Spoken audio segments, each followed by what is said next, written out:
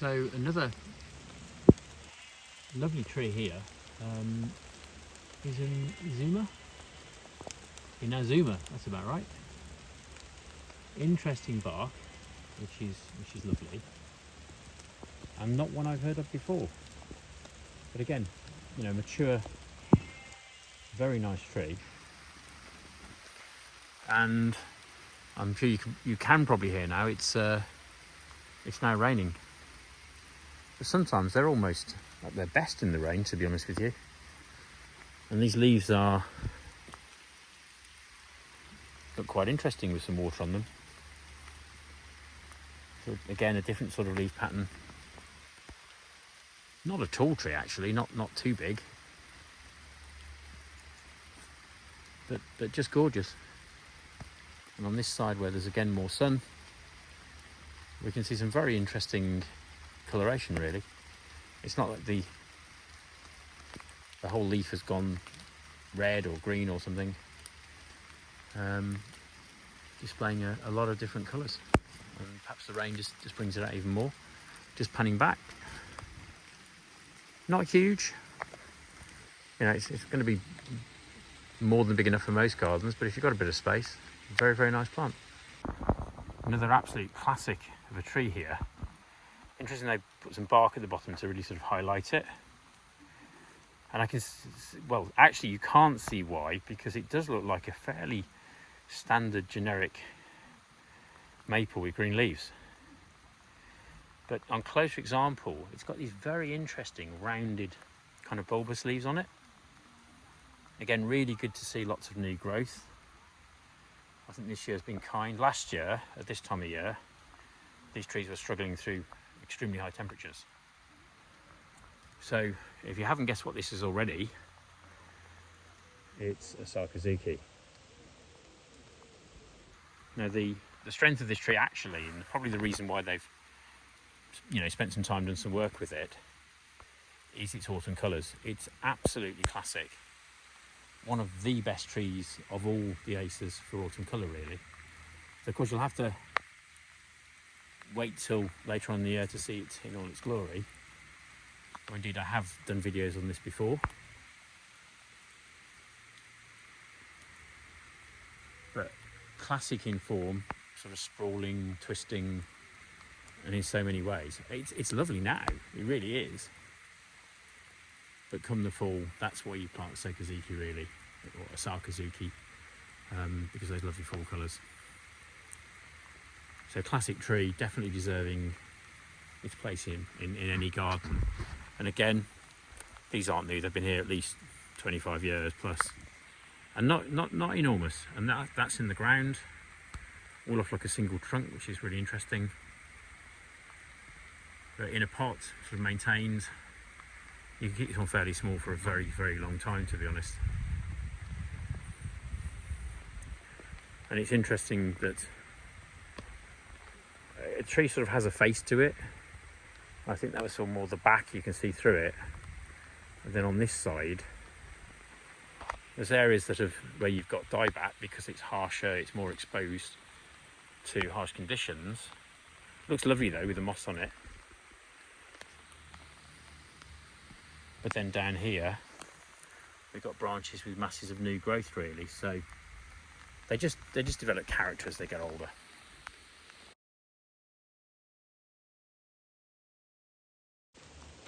Another super tree here, Contifolium. Also known as the peacock feathers. You can see there at the back, you've got, once again, where there's more light, they takes on a nice sort of red colour. But very, very nice leaves, nice shapes, kind of ruffled edges really, sort of very feathery in orientation. Makes sense for the name, I suppose. And then overall, this one's got on a sort of medium size over many years. But just a nice structure where you've got leaves all over it, but you can see through into the shape, which looks beautiful. So again, easy to get hold of these, worth having a look, but if you put them in the ground many years later, this is where you'll end up.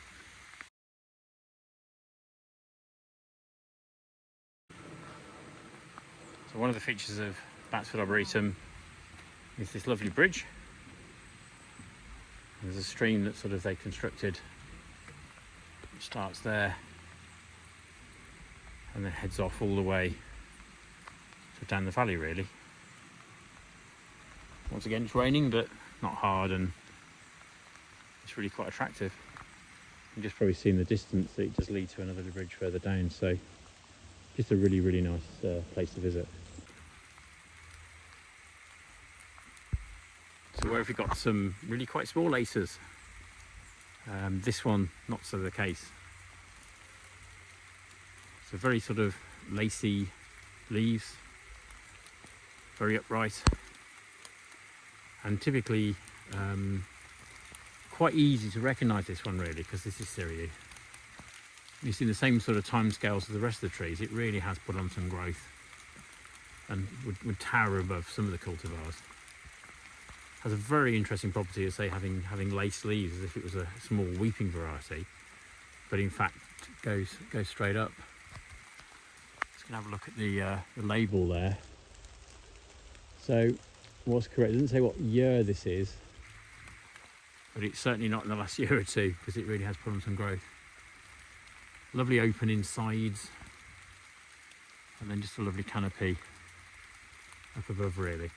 A Syriu, very, very easy to get hold of, very fast growing.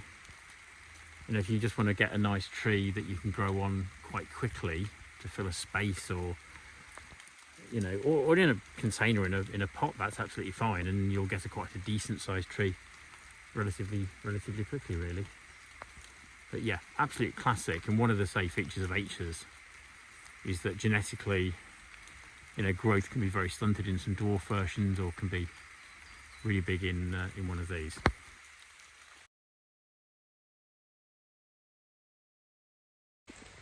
So I felt I had to record this because this one I own, the Acacia siraswan, and this is Orion, the full moon maple, and it's in a really interesting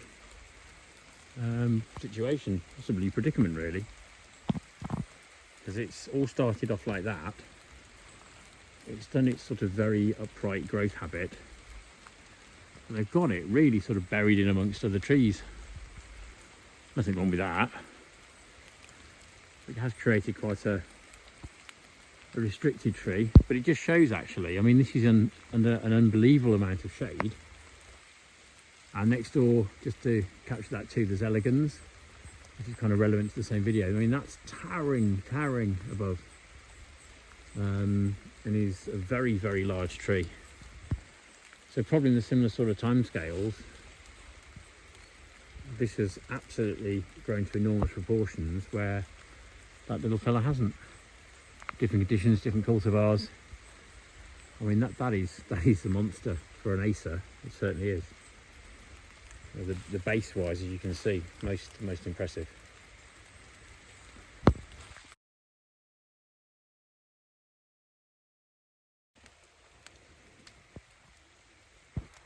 So I noticed of late, very kindly, people have made some questions and comments on my videos, and this is a very common question actually. Why is my Sangukaku, one of these, why does it not have that red coloration?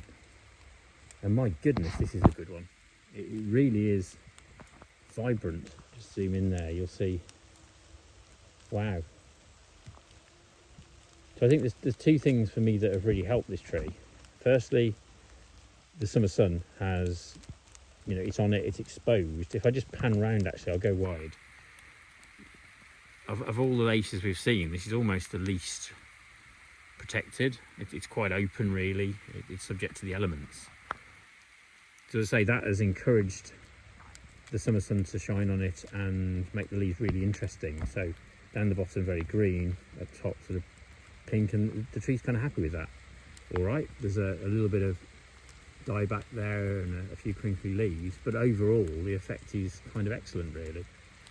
And of course these are grown in an arboretum, but for me, with 2 minutes of trimming off a bit of dead wood, and that looks spectacular. So it's a bit of a trade-off. I mean, if you leave these things to the elements, you might have a bit more dieback, but you're going to get an awful lot more interest. I keep going about this. That colour is just probably the best Sangiovese I've ever seen. Primarily, I think, because it's been it was left in the cold during the winter outdoors. Obviously, it hasn't been pampered at all, and therefore that colour has been developed magnificently. And that's just bought from a nursery. There's the ticket down there, sort of thing. So just shows you the trade-off that these plants have, I think, to be honest with you. It's sort of pamper them, and you know, they're sort of guaranteed to look pretty and all the rest of it, but if you leave them to the elements, some of them do extraordinarily well and look all the better for it.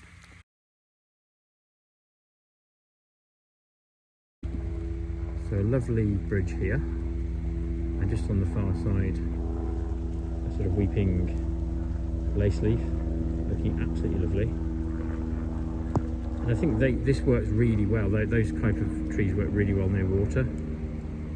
It's sort of the cascading effect of the water plus the tree works spectacularly well. It just shows what a gorgeous place this actually is. So a huge tree here, very, very mature maple. And then over here, we have a nice kind of statue for some interest, so lots and lots to offer.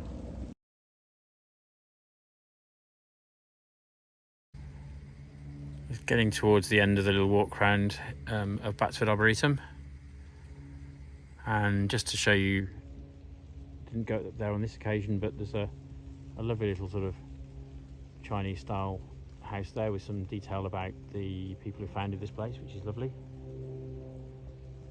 And it's very well paved, so like here, people in wheelchairs or disabilities, whatever, really very, very nicely organised. So of course you can go off track if you want, but some really good routes round. The only time they really close this place is if the winds are very high, because obviously the danger of falling branches and stuff like that. But otherwise, one of my favourite places to visit. And also I would say that I do enjoy places like this because we're members here. So membership actually, because we've joined Westonbirt, which is the kind of daddy of them all really, but that gets me into the Botanical Gardens in Birmingham, which I must go to soon. This place as many times as you'd like. And I never got that when I was younger, because you know, why go back to the same place over and over again? Castles, stuff like that, great. But because the environment here is always changing, and you know, you've got azaleas, camellias, you've got seasons changing, and of course the autumn and spectacular colours, I think it's really worth coming back to. But again, even on a wintry day, a snowy day, even on a slightly rainy day, it's relatively warm. It's still like 18, 19 degrees, so I'm not going to complain. But I think the UK can look almost at its best. And I think from what I've seen, you know, Japan is it's a very large country actually, with lots of different climes. But it can rain a lot, and it can be overcast, so it's almost appropriate, I think, really. So here we are, sort of at the exit to the Arboretum. I've missed huge parts out. There's much more to see here, but that's okay. We have membership. We can come back again. But always good to finish on a high note, really. So this is my absolute favourite Shishigashira I have ever seen. It's absolutely enormous. It must just really like it here. The amount of shade must be perfect. But the way that the trunk sort of is so contorted and so interesting is quite amazing, really. And yes, in a way, it's sort of my own little one at home. You know, it's not as impressive as this, but what a nice thought that I've got something that, you know, potentially could look like this in the future if I wanted it to. I'd have to win the lottery and buy some land, I think, and plant them all out. But I hope you enjoyed that, and perhaps going around and looking at the bigger trees is really useful for people.